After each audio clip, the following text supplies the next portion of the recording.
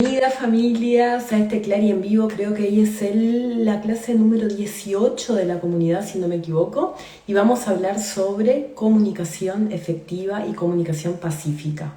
La pregunta que más surge cuando hablamos de comunicación es ¿cómo hago para hablar y que me escuchen? ¿No? Y hablando de los hijos. ¿Cómo hago para hablar y que me escuche? Repito lo mismo 200 veces por día, le hablo de forma cariñosa, me agacho y lo miro a los ojos, igual no hace lo que yo quiero, igual no me obedece, no está siendo muy efectiva mi comunicación. Entonces vamos a empezar por ahí, ¿no? ¿Qué es comunicarse? ¿Qué es comunicación? Y ¿qué es lo que quiero lograr con esta comunicación? La comunicación es una herramienta para que podamos vivir en sociedad. Tiene algunas bases fundamentales, ¿no? Principalmente se trata de que podamos comunicar un pensamiento y podamos escuchar los pensamientos de los demás y convivir como un grupo. ¿Qué pasa? ¿Qué nos está pasando a nosotros con la comunicación con los niños? ¿No? Que no nos comunicamos realmente. Emitimos órdenes todo el tiempo y esperamos que nos obedezca. Entonces, cuando yo hago siempre lo mismo, voy a poner acá en la primera diapositiva, mira. Cuando yo hago siempre lo mismo y siempre la respuesta es igual, la forma que tengo de cambiar la respuesta es cambiar lo que yo hago, ¿no? Si siempre hago lo mismo, no puedo esperar una respuesta diferente. Entonces, si siempre hablo de la misma forma, si siempre me comunico de la misma forma y la respuesta que obtengo siempre es como que no me escucharan, tengo que empezar a cambiar algo en mí para lograr un cambio afuera. ¿Por qué empecé este vivo por ahí? Bueno, porque la mayoría de los comentarios es no sé cómo hablar para que me escuche. Y en realidad es como que estoy depositando en el otro, ¿no? Estoy depositando en el niño la necesidad de que él cambie algo, que haga algo diferente a lo que está haciendo siempre, sin que yo cambie lo que yo hago. Entonces es un vivo que ya empieza con un rezongo, parece, ¿no? Empieza hablando de, voy a tener que cambiar yo. Voy a tener que cambiar yo. Entonces, ¿cómo hago yo para cambiar? ¿No? ¿Y qué es lo que tengo que cambiar?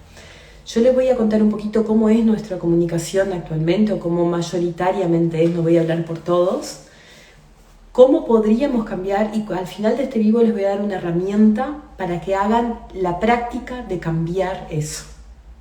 Y después quiero que me cuenten los resultados, ¿está? Entonces vamos a empezar.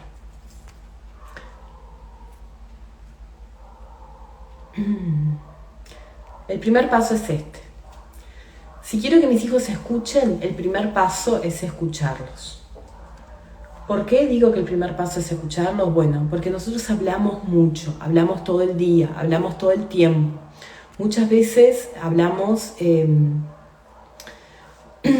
interrumpiendo lo que está haciendo, hablamos sobre lo que está haciendo y sobre todo nos transformamos como en un sonido de fondo. Otra cosa que les pregunté ahí en las historias, voy a dejar de compartir acá solo un minutito, estoy un poco confusa con las diapositivas hoy. Una cosa que les preguntaba en las historias era si ustedes podían escuchar cuando estaban concentradas en algo, si escuchaban cuando alguien más les hablaba. Y es raro, ¿no? Porque nos pasa lo siguiente, y fue hubo respuesta de los dos lados, pero también recibí muchos mensajes por privados donde me decían, bueno, en realidad escucho, pero no escucho.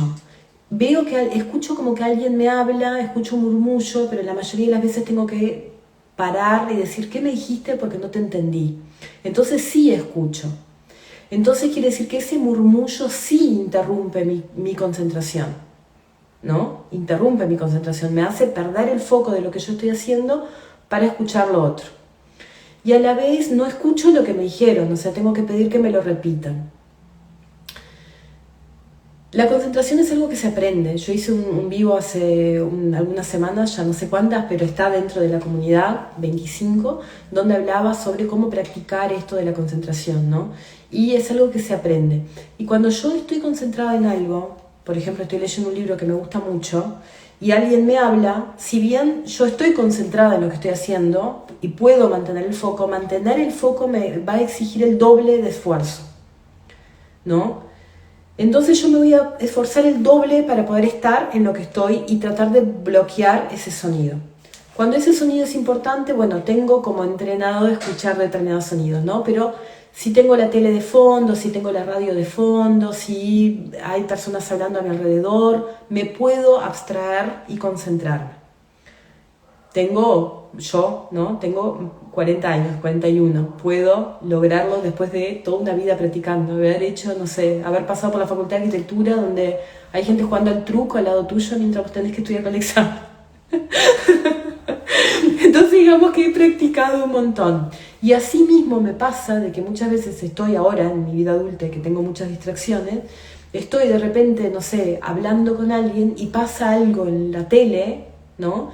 Y escucho como de costado y mi atención se va para ahí porque es un tema que me interesa y me pierdo. Bueno, esto es lo mismo que pasa con los niños. Están practicando todo el tiempo la concentración, ¿sí? Porque están aprendiendo a estar concentrados en algo que les interesa, que puede ser algo del juego, por ejemplo, o en una conversación, o en algo en el que estén concentrados, o incluso concentrados en escucharnos. Y alrededor suyo tienen millones de distracciones, millones, incluidos nosotros. Cada vez que se están concentrando en algo, pasamos al lado y decimos: ¡ay, qué lindo lo que estás dibujando! ¡Ay, contame qué estás haciendo ahí! Contame no sé qué, contame esto, ¿qué hiciste? ¿Qué trajiste? ¿Qué...? Y después cuando cambiamos lo que queremos, el objetivo de la conversación, ¿no? Y empezamos con él: acordate que te tenés que ir a bañar porque ahora en un rato salimos para el cumpleaños de fulanito y si no te bañás ahora entonces no vamos a llegar a tiempo y mirá que te tenés que poner tal ropa que te la dejes... Y seguimos con la misma perolata, con el mismo tono, pero decimos cosas diferentes. Y ese niño que está haciendo un esfuerzo sobrehumano para poder concentrarse e ir absorbiendo las cosas que necesita del mundo, por ahí escucha una voz que le habla, pero cada vez esa voz se vuelve más constante y más esfuerzo tiene que hacer para aislarse de esa voz y por lo tanto menos nos escucha. Entonces, paso número uno, para ser escuchados tenemos que aprender a escuchar. Paso número 2, tenemos que parar de hablar para que cuando hablemos realmente sea importante, ¿sí? Y no estoy hablando que hablemos solamente cuando querramos dar una orden, al contrario, que tengamos también diálogos, pero que la atención esté puesta en el diálogo en ese momento, que no sea yo desde otra habitación hablándote a la distancia, ¿no? Diciéndote que te tenés que bañar. Vamos a seguir, ¿tá? ¿Qué hay en la comunicación? En la comunicación hay diálogo, que es importante que exista en la comunicación, no que hay. No siempre hay. No siempre hay, pero debería haber siempre. Diálogo, lo cual significa que ambos vamos a hablar y ambos vamos a escuchar.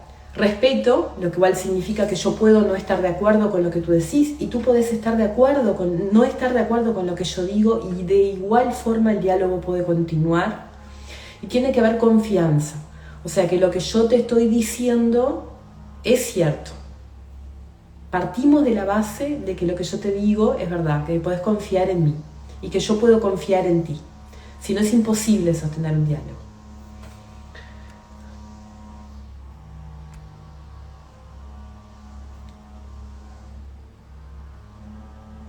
¿Y qué es lo que nos está pasando ahora, no? Nos está pasando ahora, voy a dejar acá un poquito de compartir. Lo que nos está pasando ahora es que nosotros con los niños, sobre todo con los adultos, nos planteamos diálogos, aprendemos a respetar y sobre todo confiamos en lo que nos dicen. Pero en nuestra mirada un poquito adultocéntrica, generada por toda nuestra vida y donde hemos crecido y la sociedad y nuestra crianza y todo lo que traemos detrás, tenemos como una actitud de órdenes. A ver, yo me había anotado acá, ¿no? El 80% de nuestra comunicación hacia los niños suele ser de órdenes.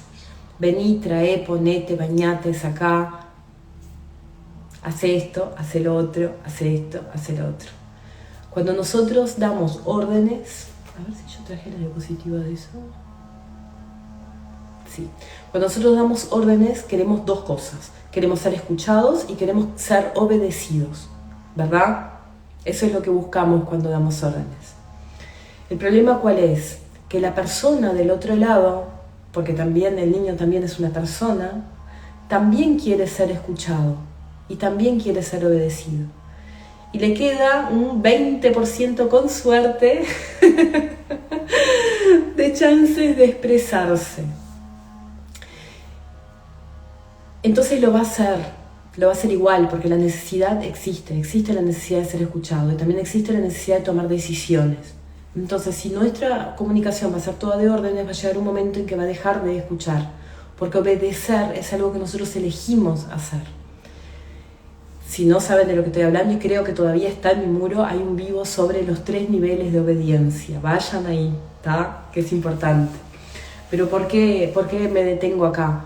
Porque bueno, si yo estoy siendo todo el tiempo me están dando órdenes, y yo hay algunas cosas con las que no estoy de acuerdo, pero no lo puedo plantear, no lo puedo hablar, o porque no lo puedo hablar, o porque no puedo directamente, porque soy muy chiquita y todavía no tengo las palabras, o no sé cómo manejar las emociones, o no sé realmente qué es lo que quiero decir, o porque no puedo, o porque no quiero, ¿no?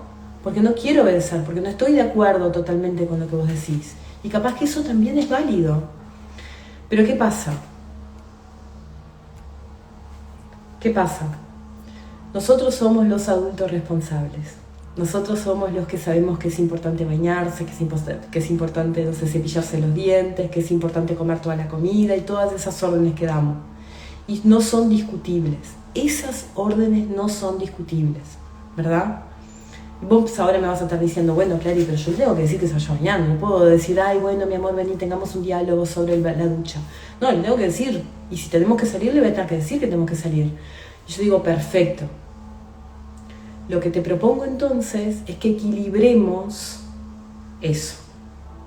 Yo voy a seguir siendo el adulto responsable que tiene la noción de futuro y que sabe lo que se necesita hacer. Por lo tanto, las órdenes las voy a seguir dando.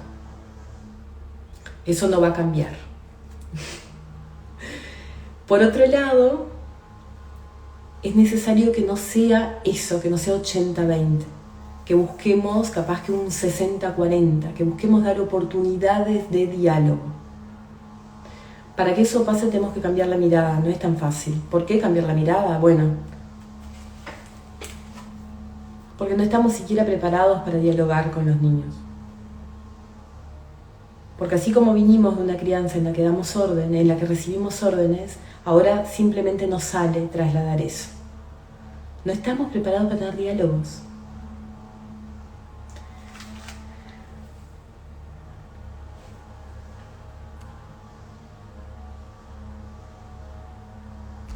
Entonces te pongo esta diapositiva, ¿no? Hoy este vivo, gente, vale, voy a tomarse un poquito de agua. Este vivo probablemente sea más cortito que lo normal, ¿sí? Que de 1 hora. Y eso es porque yo no me estoy sintiendo muy bien hoy. Entonces les pido disculpas si lo acelero mucho. Si quedan cosas colgadas, quiero que por favor me lo digan y lo retomamos, ¿sí? Que no quede nada colgado.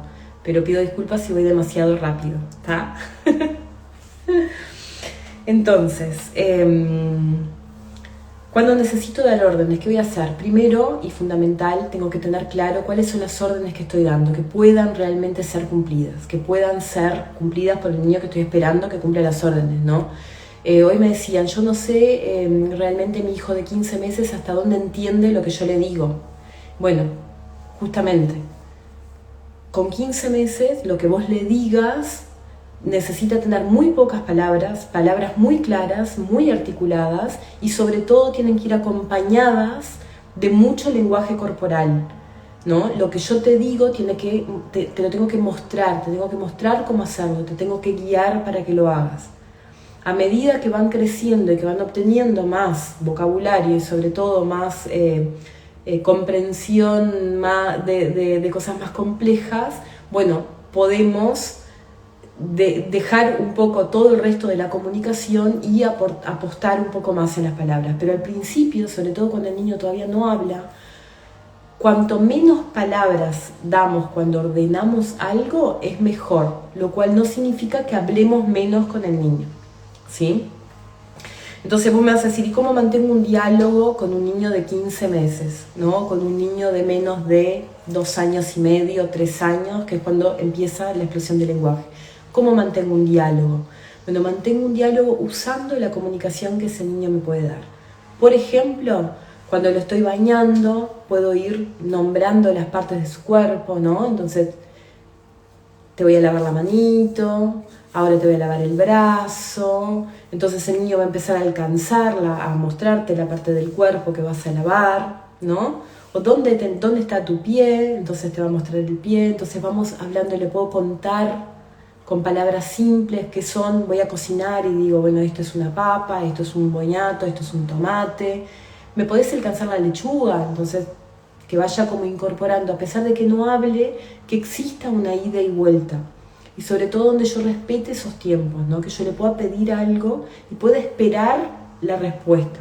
Entonces voy a ir viendo hasta dónde me puede entender, qué tan compleja puede ser lo que le estoy pidiendo, la orden que le estoy dando o el pedido que le estoy haciendo, para que pueda entender y responder. Lo cual no significa que pueda hacerlo, que lo vaya a hacer siempre, ni que lo quiera hacer siempre, ¿tá? Recuerden lo de los 3 niveles de obediencia, sobre todo cuando son chiquitos. Antes de los 3 años, un niño no puede obedecer en algo que sea contrario a su voluntad. O sea, solamente puede obedecer si es lo que él quiere hacer, porque es guiado por su guía interior. Entonces todo lo que yo diga que vaya en contra de lo que quiere hacer no va a ser escuchado, pero no es porque me desafíe, no es porque vaya en contra de mí, no es porque me mira con cara desafiante y se sonríe y seguro que me está diciendo que no va a hacer lo que yo le pido. No es eso, es que realmente no puede hacerlo.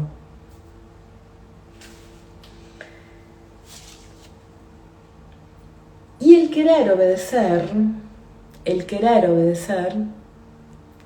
lleva además mucha práctica, ¿sí? Al final de este vivo les voy a dar un ejercicio que tiene que ver con la escucha activa, que es un ejercicio para practicar la escucha activa y que lleva a eso, a que cuando quiero obedecer pueda hacerlo. Vamos para ahí.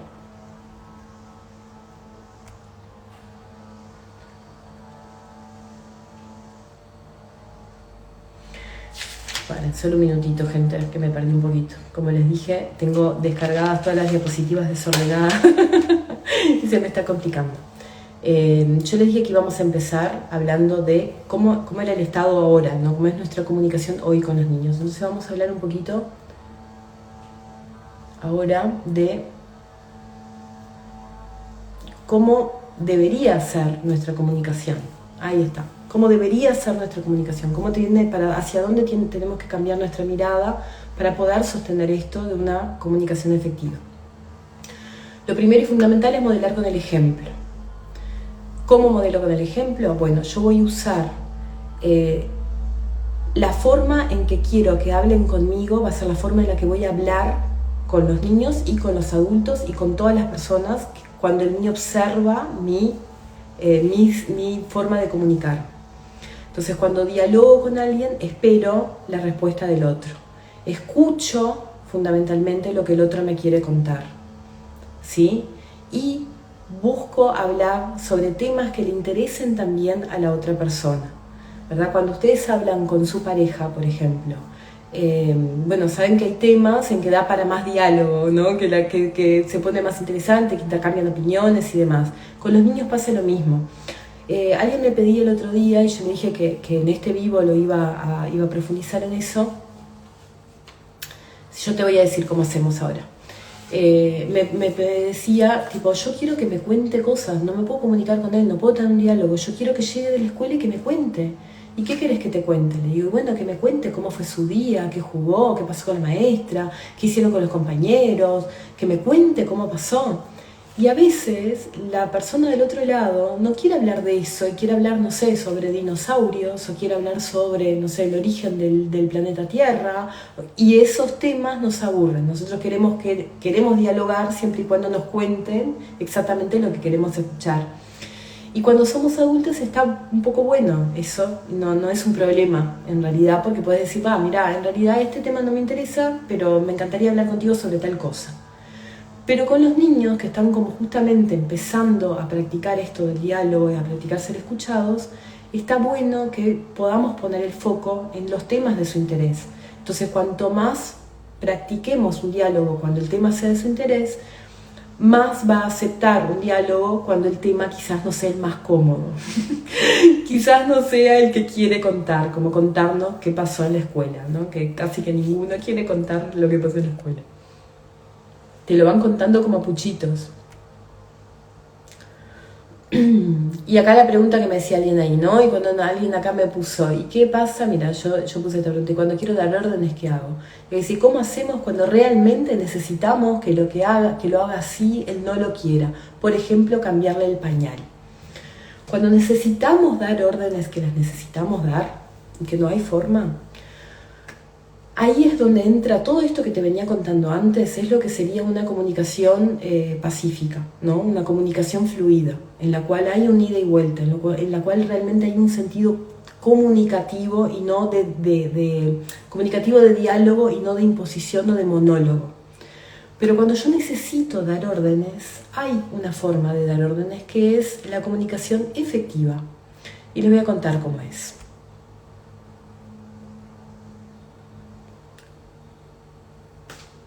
Y voy a hablar de la comunicación efectiva y tengo una diapositiva de comunicación pacífica, gente. Está bravo el caso hoy. Bueno, ¿cómo es esto de una comunicación efectiva y no pacífica? ¿No?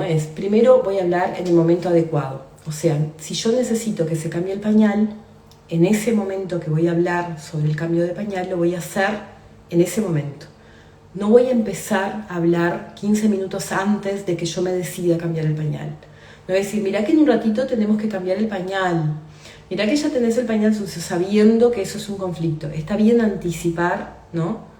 Va a pasar tal cosa ahora. O sea, después de que te tires por el tobogán nos vamos a ir de la placita. Eso es una comunicación efectiva.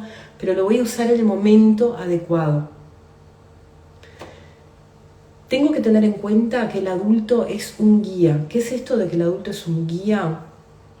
Imagínense que van cruzando un bosque, que tienen que cruzar un bosque.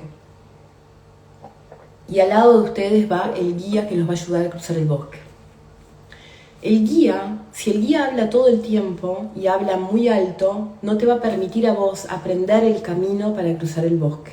Vos simplemente lo vas a seguir sus órdenes, hacer lo que él dice. Ahora, si el guía habla poco y te permite escuchar lo que pasa en el bosque, además de aprender el camino, vos vas a poder reaccionar a lo que va pasando. No sé, escuchás un ruido de un animal, te puedes alejar. Escuchás el ruido del agua, sabes que para ese lado está el agua, que capaz que aparecía en tu mapa. Escuchás las señales. Nosotros tenemos que ser guías en la vida, permitir que también escuche las señales, que también tome decisiones. Si solo mandamos, si solo ordenamos, si solo los llevamos por la línea, no los ayudamos a descubrir su propio camino. ¿Sí? Un guía habla con pocas palabras y demuestra. Entonces, si necesitas cambiarle el pañal, en ese momento le decís, acompáñame al baño, vamos a cambiar el pañal, lo agarras de la mano, lo llevas a cambiar el pañal. Yo sugiero que los cambios de pañales sean verticales, ¿no? Pero hice un vivo sobre eso también, búsquenlo. Pero le mostramos y le permitimos participar del proceso, le permitimos que tome decisiones durante el proceso sin dejar de hacer lo que necesitamos. ¿Sí? Usamos todo nuestro lenguaje comunicativo, no solo las palabras. Usamos nuestro cuerpo también para guiarlo, le mostramos con ejemplos cómo hacer. Y lo hacemos en el momento necesario. ¿Sí? Va a quedar grabado, sí, no sé quién me preguntó ahí, pero leí por ahí, ¿va a quedar grabado? Sí, va a quedar grabado. No se preocupe. Entonces, ¿cómo hago eso? ¿Cómo soy un guía? Acá les voy a dar tipo todo el punteo de cómo transformar esta comunicación que tenemos hoy en la comunicación que realmente va a funcionar. La primera y fundamental es hablar bajo. Nosotros tendemos a que cada vez que queremos que alguien nos escuche, gritar más alto. Cuanto más gritamos, más barreras ponemos. ¿Por qué ponemos barreras? Bueno, porque la persona cuando recibe el grito, en realidad pasa, imagínate que a vos alguien te grite. Primero te vas a asustar, después vas a empezar a pensar, ¿por qué esta loca me está gritando? ¿Qué le pasa? Todo eso va a pasar por tu cabeza mientras la otra persona está gritando, o sea que difícilmente escuches lo que está diciendo. Vas a reaccionar a través del miedo y no va a escuchar realmente lo que estás diciendo, sino que va a actuar en función del susto que se está pegando, ¿sí? Por otro lado, y esto es casi que instintivo, ¿no? Queremos que nos escuchen, más alto hablamos, más alto hablamos, más alto hablamos. Y en realidad es antiintuitivo, porque si yo te hablo cada vez más bajo, más necesitas prestar atención en lo que estoy diciendo para poder escucharlo. Entonces, si yo quiero que me prestes atención, debería bajar mi tono de voz en lugar de subirlo, ¿verdad? De forma tranquila. ¿Qué es esto de forma tranquila? Todos nos desacatamos, gente. Yo también me desacato. Todos nos desacatamos. A todos nos salta la chiripioca en diferentes momentos y por diferentes cosas. Ahora, ¿qué pasa? Cuanto más nos salta la chiripioca, menos creíbles somos cuando nos salta la chiripioca, ¿verdad? Entonces, nosotros necesitamos mostrar cierto equilibrio para que cuando la cosa sea seria, se vea que fue seria. Hasta porque cuando la cosa es seria, aunque no querramos, se ve que es seria, ¿verdad? O sea, si yo cada vez que te doy una orden, sea cual sea, o cada vez que pasa algo, me desequilibro, por ejemplo, se te cayó un vaso, me enojé, no te querés cambiar el pañal, me enojé, no me contestaste lo que te dije porque miraste para otro lado, me enojé. Si todas esas veces me enojo, cuando, no sé, cuando se acerca al borde de la calle y venga un auto y realmente le tenga que gritar, ahí no me va a escuchar, porque le grité muchas veces antes. ¿Sí? Entonces, no digo que no pierdan, que no gritemos o que no nos desestabilicemos a veces, a todos nos pasa, pero que cuando eso pase sea porque realmente se lo merece, que nos vean que perdimos el equilibrio y que digan, bueno, ¿qué está pasando? Que mi mamá se puso así, o ¿qué está pasando que mi papá se puso así? Esto es en serio, esto va en serio, ¿no? Vamos a seguir. Hablar claro. ¿Qué es esto de hablar claro? Con palabras claras, pero también con palabras que pueda entender el niño que está escuchando. No es igual la forma en que yo hablo con un niño de 6 años que hablo con un adulto y que hablo con un niño de 3. Va a cambiar mi forma de hablar. Tengo que hablar de forma que entienda, pero también tengo que asegurarme de que me está viendo cuando le hablo. ¿Por qué? Porque cuando yo hablo, acompaño de lo que digo, acompaño con gestos, con mis manos, acompaño con mi cara, acompaño con mi actitud, con el movimiento de mi cuerpo y sobre todo ve cómo articulo la boca para decir las palabras. Eso lo va a ayudar a aprender a comunicarse y a adquirir esas herramientas y poder hablarte mejor también. Y sobre todo lo va a ayudar a entender lo que realmente significa cada palabra, lo que realmente significa lo que le estoy diciendo, qué tan importante es o qué tan gracioso es o qué tan chiste o qué tan en serio o qué tan o qué tan conversación sin importancia o con mucha importancia, ¿sí? Entonces necesitamos que nos vean hablar y que hablemos claro, que seamos claros con las palabras. Ni que hablar. Voy a dar un ejemplo por el cual casi todos pasamos, ¿tá? Ni que hablar, que cuando está aprendiendo a hablar es cuando no tenemos que cambiar las palabras o decir ay, poner tonos de voz distintos o articular mal o usar diminutivos y todas esas cosas como que confunden cuando están empezando a aprender a hablar ¿no? Cuando son bebitos chiquititos y después pretendemos que nos hablen bien. Y sobre todo, y por eso la dejé por último, hablar pausado. ¿Qué es hablar pausado? Que yo voy a hablar y voy a esperar y darte el tiempo para que tú me contestes. Voy a contar una anécdota acá personal. Una anécdota personal cortita, ¿está? Hoy en mis historias les contaba que Julio tiene algunas dificultades con el lenguaje, sobre todo ahora en pronunciación, pero tuvo dificultades cuando empezó a hablar por el tema de la hemiparesia, que tenía como mucha comprensión del lenguaje, muy compleja, de verdad, pero no tenía todavía desarrollado el lenguaje expresivo, tuvo retraso en el lenguaje expresivo, entonces ella pensaba muchas cosas y podía actuar en función de cosas como complejas, de pensamientos complejos, pero no podía hablar, ¿no? Le costaba mucho.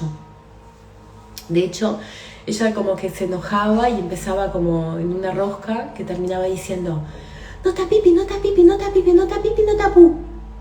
Y nosotros decíamos: ¿qué? Nota pipi, nota pu, por Dios. Pero bueno, independiente de eso, nosotros la llevamos a fonoaudiólogo antes de que arrancara el jardín. Y era tremendo porque yo la veía que ella entendía todo, pero como que no tenía el tiempo necesario para hablar, ¿no?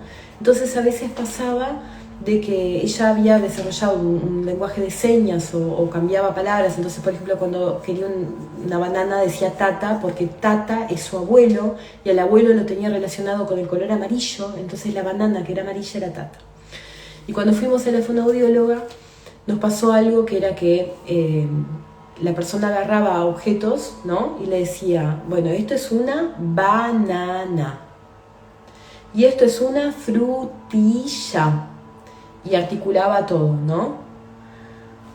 Pero cuando le pedía a ella que dijera, le decía: Julia, ¿vos podés agarrar la banana? Y entonces ella empezaba a buscar la banana en el tacho, a veces, ¿no? Cuando no la tenía enfrente, decía: tata, tata, tata, y trataba de, mientras buscaba, ¿no? Y ella así, al momento le decía: no, tata no, agarraba la banana y le decía: banana.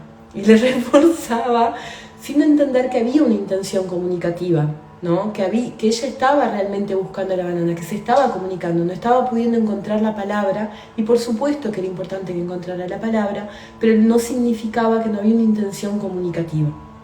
Entonces, los niños van a necesitar vivir, ¿no? y vivir muchas experiencias para adquirir herramientas de comunicación. No todos nos comunicamos igual, ¿verdad? A algunas personas nos cuesta más, a otras personas les cuesta menos, a medida que practicamos más lo hacemos mejor. Y ellos recién están empezando. Entonces, tratemos de no hacérselo difícil, démosle el tiempo para que conteste, pero también busquemos nosotros entender y ser el intérprete, no el intérprete que te voy a traducir, entonces nunca vas a hablar bien. El intérprete de que te ayudo a comunicarte y a absorber del mundo lo que necesitas, más allá incluso de las palabras.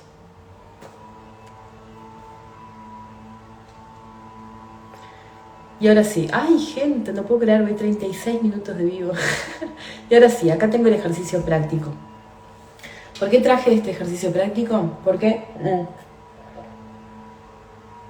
nos sirve para los dos lados, ¿sí? Para el adulto que va a buscar ser obedecido, o por lo menos, no sé si ser obedecido, pero por lo menos ser escuchado cuando habla, y al niño que necesita practicar que esto se aprende, esto de dialogar se aprende, y de escuchar al otro también.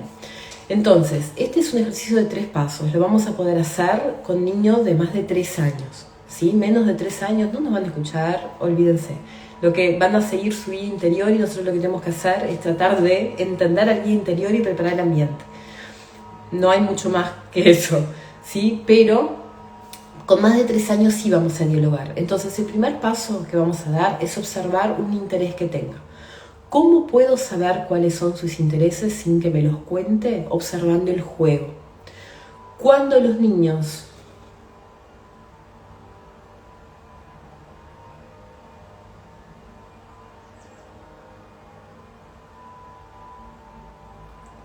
Ah, perdón, estaba leyendo acá un comentario. Genial, ahora lo leo. ¿Cómo sabemos que es? Bueno, si nosotros observamos el juego podemos descubrir muchas cosas. A veces en los diálogos que establecen durante el juego, sobre todo cuando juegan solos, ¿no? Y con el juego simbólico, pero también observando qué es lo que más les disfruta jugar, qué es lo que siempre elige. ¿Cuál es ese juego en el que siempre caen? Vieron que hay un juguete o un juego que siempre van a ese. Observamos cuál es. Cuando estemos en algún momento, no cuando esté concentrado, por favor, pero en algún momento en que vayamos a compartir juego, invitémoslo a jugar a ese juego y hablemos sobre el tema de interés. Por ejemplo, no sé, en la clase de Julia todo este año hubo muchísimo interés en los dinosaurios, ¿saben? Hicieron todo el trabajo del año en base a los dinosaurios, entonces sabe mucho de dinosaurios. Si le preguntás, sabe mucho y tiene muchas ganas de hablar sobre el tema. Entonces es un tema que por ahí está bueno porque ella me puede contar muchas cosas, porque podemos dialogar sobre eso y porque también yo no sé todo lo que ella sabe mucho más que yo, entonces sí me interesa y sí tengo preguntas para hacer.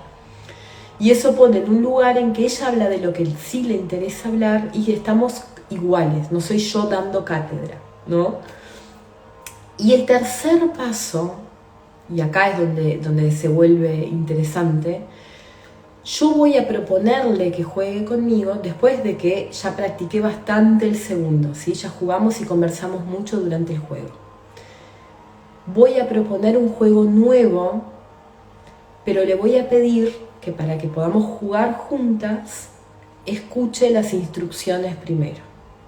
Voy a empezar con instrucciones muy sencillas y muy cortitas, y a medida que practiquemos y que juguemos juntas, voy a poder ir incorporando instrucciones más complejas. Esto después lo vamos a trasladar a otras cosas de la vida. Como por ejemplo, voy a ponerlo acá y dejo que impriman pantalla, porque así lo tienen. Si tocan los comentarios se borran y se ve entero, ¿está? Impriman pantalla ahora para practicar. Y ahora sí, lo dejo de compartir acá para decir algo. Este ejercicio nos va a permitir cuando pasen otras cosas que tengamos que explicar. Por ejemplo, te voy a dar un vaso de vidrio para que tomes agua. Antes de que te lo dé, necesito explicarte cómo lo tenés que sostener. Entonces, como ya tengo practicado esto de que va a escuchar, lo que voy a hacer es, antes de darle el vaso, decirle, bueno, cuando yo te dé este vaso, necesito que lo sostengas con las dos manos y que no camines con el vaso, que te quedes en el lugar. Y ahí se lo doy. Y eso lo puedo trasladar a casi todo lo que necesito que me preste atención en la casa. ¿Sí? Todo lo que yo necesite enseñar. Te voy a enseñar a que no golpees la puerta, porque la golpeas cada vez que pasás. Bueno, la forma en la que hacemos hoy, si hacemos un recopilado de este vivo, la forma que harías hoy sería decir: no golpees la puerta, no golpees la puerta, no golpees la puerta, ya te dije que no golpees la puerta. ¿Cuántas veces te tengo que decir que no golpees la puerta? La puerta se va a romper. ¿No ves que si golpeas la puerta se rompe? Eso sería un diálogo normal, ¿verdad? Entonces, ¿cómo sería desde este lugar que vamos a hacerlo ahora? Bueno, me voy a agachar, voy a estar a su altura, voy a hablar de forma pausada, clara, lenta, ¿no? Pero sobre todo en un tono bajo, sin el ya te dije que no golpees la puerta, y le voy a decir: la puerta la cerramos así, y lo voy a mostrar. Sin golpear, hago así porque acá tengo la puerta, ¿no? La puerta la cerramos así, y lo voy a mostrar sin golpear. La voy a volver a abrir. ¿Tú podés cerrar la puerta? Entonces va a probar cerrar la puerta. Sin golpear. Perfecto, me aseguro de que me escuchó, que escuchó las instrucciones y que las puede repetir. ¿Sí? Si nosotros practicamos esto en todas las cosas que necesitamos en el día a día y preparamos el ambiente, vamos a necesitar gritar menos, repetir menos. Y vamos a dejar el grito y la repetición para cosas puntuales en las cuales no podemos hacer de otra forma o no encontramos las herramientas para hacerlo de otra forma, ¿sí? Por ejemplo, a mí me pasa que me salta mucho la térmica, porque a mí también me salta la térmica, gente. Cuando se pegan, cuando se pelean y se pegan, ahí me salta la térmica, porque es como que al principio intento, de forma consciente soy capaz de mostrar cómo se tiene que pedir las cosas, cómo llamar la atención, cómo le pido algo que tiene en su mano, ¿no? Cómo espero mi turno para poder tenerlo. Pero cuando llego tarde, cuando no llego a tiempo de eso y llego y ya está, ya explotó la situación y ya se están tironeando y ya se están pegando, es como que me desbordo yo, como que no puedo con la situación. Y esas es como el lugar donde más me salta la térmica y donde más trabajo. ¿Por qué les cuento esto? Porque quiero que sepan que a todos nos pasa, ¿tá? No significa que lo haga de primera, lo que les enseñamos. Hay que repetirlo varias veces, inclusive después de que ellos se dan cuenta y pidan disculpas. Sí, y también, a ver, no tiene que ser siempre que hacen algo mal, ¿no? Yo te puedo enseñar algo antes de que lo hagas y de esa forma te doy más posibilidades o más oportunidades de que lo hagas de la forma correcta. Como por ejemplo el de cerrar la puerta. Y tampoco tienen que pedir disculpas todo el tiempo, porque no es que uno pide disculpas cuando actúa por ahí de forma, cuando siente que se equivocó, ¿no? Y a veces no es que vos te equivoques, sino que es que vos todavía no conocés otra forma, ¿tá? Cuando realmente hay un sentimiento de equivocación, está bien, ¿tá? Que pida disculpas y que lo repita. Y sí, hay que repetirlo muchas veces, y para eso volvamos al vivo sobre los 3 niveles de obediencia, que ahí es donde hablamos sobre las diferentes edades y en qué momento realmente va a dejar de ser necesario tanta repetición y en qué grado de dificultad. Porque yo digo lo mismo, capaz que me explicas cómo cerrar la puerta a mí y yo la primera vez ya lo puedo hacer y ya no necesitas volver a explicarme. Pero si me querés explicar cómo se hace, no sé, una milhoja, la receta de una milhoja, y probablemente te vaya a tener que preguntar varias veces más, porque de primera no lo voy a aprender, ¿sí? Y eso nos pasa a todos. Bueno, yo terminé con las diapositivas y quedo, si tienen alguna otra pregunta, si no, doy fin a este vivo que pensé que iba a ser de menos de media hora, les digo la verdad, y lleva 45 minutos. Muchas gracias por sumarse. Disculpen si hoy no fue muy ordenado como en otras oportunidades. Quizás pueda repetir este tema en otro momento. Muchas gracias otra vez por sumarse y nos vemos el próximo miércoles. ¿Qué hacemos con las peleas? Bien, bueno, la forma sería interrumpir de forma física, ¿no? Tipo, me pongo en el medio, pongo una barrera física para que no se peleen, no se pueden pegar.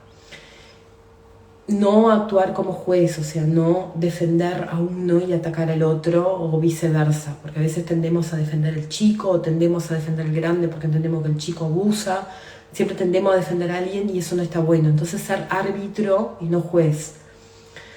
¿Qué es esto de ser árbitro? Bueno, darles herramientas y que puedan cada uno expresar lo que siente si es que hablan, ¿no? O cómo puedan expresar lo que sienten y llegar a acuerdos sin que se peguen. Pero lo principal es que siempre que llegue a un conflicto en que van a terminar pegándose, interrumpas. Eso no puede pasar. Y tiene que quedar claro, aunque se peguen 200 veces más, y lo digo porque es lo que va. Aunque se peguen 200 veces más, todas las veces tenemos que repetir, interrumpir y repetir que no se puede pegar. Espero que un día dejen de hacerlo. Espero. Bueno, muchas gracias, gente. Gracias. Un placer.